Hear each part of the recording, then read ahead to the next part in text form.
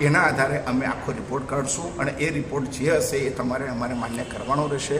એ report એ લોકોએ કશું ના આપ્યું. છેલ્લે એમને જે મોકલાયેલા ફોટા હતા એ ફોટાને અમે FSLમાં મોકલ્યા અને એનો રિપોર્ટ આવી ગયો અને એમાં સ્પષ્ટ લખી દીધું કે આ બધા ફોટાઓ આવી રીતના કરવામાં આવેલા છે, મેન્યુપ્યુલેટેડ છે. અને ત્યાર પછી ગચ્છાધિપતિ, કેટલાક શ્રાવકો, કેટલાક આચાર્ય ભગવંતો એ બધાની સલાહ લઈને એ બધું રિસર્ચ થઈને એમને એક જાહેર નિવેદન બહાર પાડી દીધું ચતુર્થ સંઘ યોગ્ય કે હવે આ પુરાવાના આધારે કોઈ પણ વિવાદ રહેતો નથી અને છતાં પણ હવે સાગર જમાને બદનામ કરવાની કોશિશ કરશે તો અમે અમારા શ્રાવકો દ્વારા એમના પર બદનક્ષીનો દાવો કરવામાં આવશે. આવું એમને લખ્યું છે. આ એનો પત્ર છે, આ એમની બંનેની સહીઓ છે. ત્યાર પછી જે પુણ્યાત્મા આ કામ કરી રહ્યા છે અને જે એવું કહી રહ્યા છે, આજે એમને પોલીસ નિવેદનમાં આપ્યું કે 2 FIR થયેલી છે, એક પણ FIRની કોપી મારી પાસે આવી નથી. એટલી આગળ વધીને હું તો એમ કહું છું કે એમને પોલીસ સ્ટેશનમાં ફરિયાદ કરવા માટે ગયા હતા અને તે વખતે પોલીસે એમની તમામ સામગ્રી જોયા પછી 16/5/2025ના દિવસે પોલીસનો આ ડોક્યુમેન્ટ છે કે અમે અહીંયા પોલીસ ખાતે દફતર આથી કોઈ ફોટા ફરિયાદ કરવાની રહેતી નથી, તેથી ઉપરોક્ત અરજીઓ અત્યારે પોલીસ સ્ટેશન ખાતે દફતરે કરવામાં આવેલ છે. આ એની સ્ટેમ્પ સાથેની આ કોપી અમારે પાસે છે. એટલે પોલીસે તો ફરિયાદ લઈ લીધી. પછી હવે એને ગમે તેમ કરીને મને હેરાન કરવો હતો એટલે એને મેજિસ્ટ્રેટ કોર્ટમાં કેસ કરવાનું નક્કી કર્યું કે પોલીસ અમારી ફરિયાદ નથી લીધી તો તમે અમારો કેસ લો. વકીલને કીધું તો વકીલે પણ એને સલાહ આપી કે તમારો જે પાસે કોઈ ડોક્યુમેન્ટ પુરાવા વ્યવસ્થિત છે નહીં, બધા ખોટા છે, તો હવે તમે કેસ જો દાખલ કરવો હોય તો તમારે બીજા કશા આરોપો લગાવવા જોઈએ. અને એ આરોપોના સંદર્ભની અંદર એમને જે કેસ દાખલ કર્યો એ કેસની અંદર એટલું ખોટાણું ચલાવ્યું કે એમાં એમને, કારણ કે કોર્ટની અંદર પૈસાના ગોટાળાને આવું બધું હોય તો જ એ કશું આગળ વધી શકે.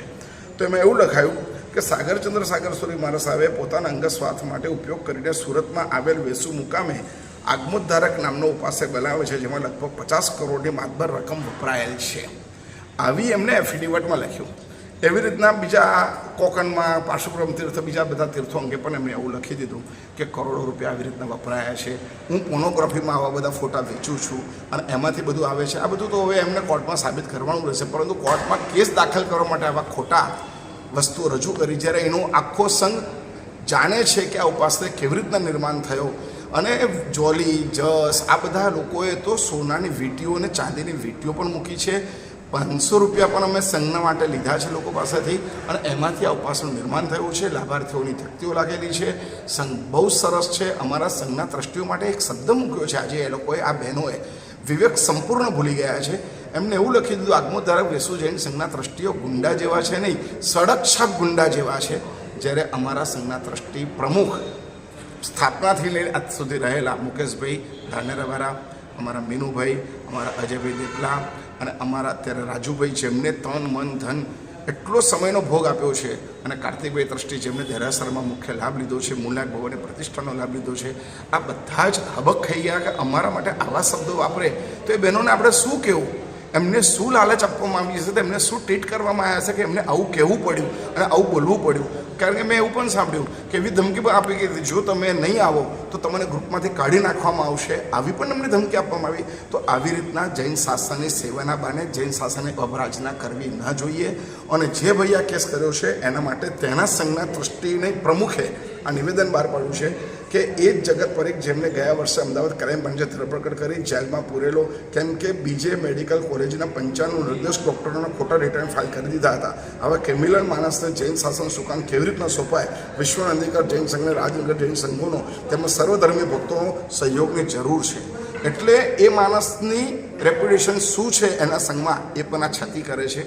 અમારા આચાર્ય ભગવાન કીર્તિશ સુરેશ્વરજી મહારાજ સાહેબ ઉપર પણ 12-15 વર્ષથી આ કેસ કરી રહ્યા છે, કોર્ટમાં ધકેલી રહ્યા છે. અમારા ગચ્છિયાધિપતિએ જ્યારે નિવેદન આપી દીધું અને અમારા શિષ્યો જ્યારે અમારી સાથે છે, અમારા ભક્તો અમારી સાથે છે, આ સંઘ અમારી સાથે છે, આખો સંઘ ચાહે છે કે પ્રતિષ્ઠા કરવાની, તો આવી રીતના ફાલતુ શાસનની અવરાજના કરવી ન જોઈએ અને ખોટા પાપો બાંધવા ન જોઈએ, એવી અમે ખાસ છેલ્લા કેટલાક સમયથી મને લઈને કેટલાક માણસોએ એક વિવાદ ઊભો કર્યો છે. એમાં આજે મને ખબર પડી કે કેટલાક બહેનો પોલીસ કમિશનર પાસે ગયા હતા એની ઊંડાણમાં ગયો એટલે તરત મને ખબર પડી કે કેટલાક વિહારમાં વ્હીલચેર વગેરેમાં જતા બહેનોનું એક ગ્રુપ છે. એ ગ્રુપમાં એવો મેસેજ આવ્યો, પહેલી તો અહીંથી જ ખોટી વાત રજૂ થાય છે કે તમારે વિહાર સેવા ગ્રુપ એવું બોલવાનું નહીં. તમારે એવું બોલવાનું જૈન શાસનની રક્ષા માટે અમે જઈએ છીએ અને અમે જૈન શ્રાવકને શાસનની શ્રાવિકાઓ છે. અને ત્યાર પછી એ લોકો પોલીસ કમિશનરની પાસે જઈને એકાદ નિવેદન આપ્યું અને એ સમાચાર મને મળ્યા. એટલે મારે એમને એવું કહેવું છે, તમે ક્યારે મને મળ્યા છો? શું વાત થઈ છે એ તમને કંઈ ખબર છે? કઈ રાજનીતિ ચાલી રહી છે એની તમને જાણકારી છે? મને ક્યાંય મળ્યા નથી, મને કશું થયું નથી, અને છતાં તમે મારા વિશે અભિપ્રાય આપો. આ જૈન શાસન કે તમારો આત્મા કેવી રીતના કબૂલ કરી શકે કે તમે કોઈ પણ આક્ષેપને સ્વીકારીને એ અંગે પોતાનો જજમેન્ટ પણ આપો? અને આ સંઘની સ્થાપના 5 વર્ષ પહેલાં પ્રભુની કૃપાથી અમારા દ્વારા થઈ. ત્યાર પછી સુંદર અદ્ભુત દેરાસરનું નિર્માણ થયું, ઉપાશ્રયનું નિર્માણ થયું, અને લગભગ આજથી 4-6 મહિના પહેલાં અહીંના સંઘના તમામ ટ્રસ્ટીઓએ ઠરાવ કરીને મારી પાસે ઉજ્જૈન આવ્યા હતા કે સાહેબ પ્રતિષ્ઠા કરવાની છે, આપ મુહૂર્ત આપો, 2-3 મુહૂર્ત આપો, એમાંથી આપણને જે અનુકૂળ લાગે એ મુહૂર્તમાં પ્રતિષ્ઠા કરશું. અને ત્યાર પછી મેં મુહૂર્ત આપ્યા.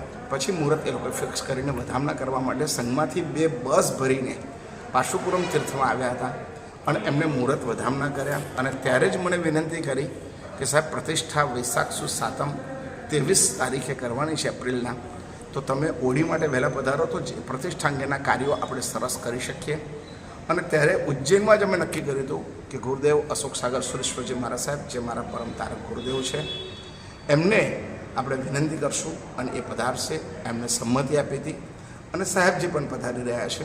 અને હું પણ અહીં આવ્યો. એ દરમિયાન ટ્રસ્ટીઓએ ફરી પાછી મિટિંગ કરી હતી અને એમાં 15 ટ્રસ્ટીઓ સહી કરી કે આપણે એમને બોલાવવાના. આપણે વિનંતી કરી છે. એ ઠરાવની કોપીઓ મારી પાસે છે.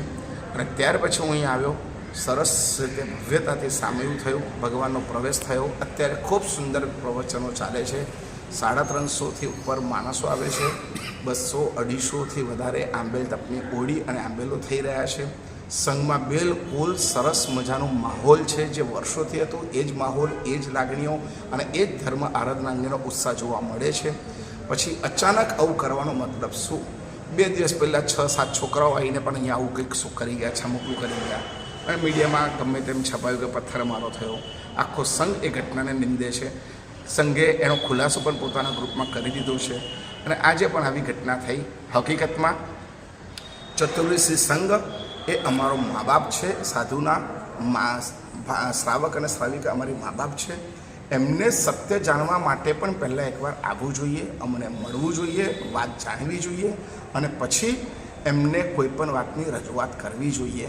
ખાલી કોઈના કહેવા દ્વારા અને જે કહી રહ્યા છે એ લોકોને તો અમારા ગચ્છાધિપતિશ્રીએ એકવાર પત્ર લખ્યો, અશોક શાહ મહારાજ, પૂર્ણ સમાજ, અક્ષય સમાજ, લબ્ધિ સમાજ, આ બધાએ સહી કરીને એમને કીધું કે તમે આવો અને તમારી પાસે જે બી ડોક્યુમેન્ટ હોય એ આવીને મને આપી જાઓ, સહી કરીને આપી જાઓ, અને એના ઉપર અમે કરીએ. એક ડોક્યુમેન્ટ આપ્યો, કોઈ જવાબ એનો એક પણ ડોક્યુમેન્ટ ના આવ્યો, એનો જવાબ ના આવ્યો. રિમાઇન્ડર પત્ર લખ્યો. ત્રીજી નોટિસ અમે આપી, વકીલ થ્રુ આપી, અને એમાં મેં કીધું કે 5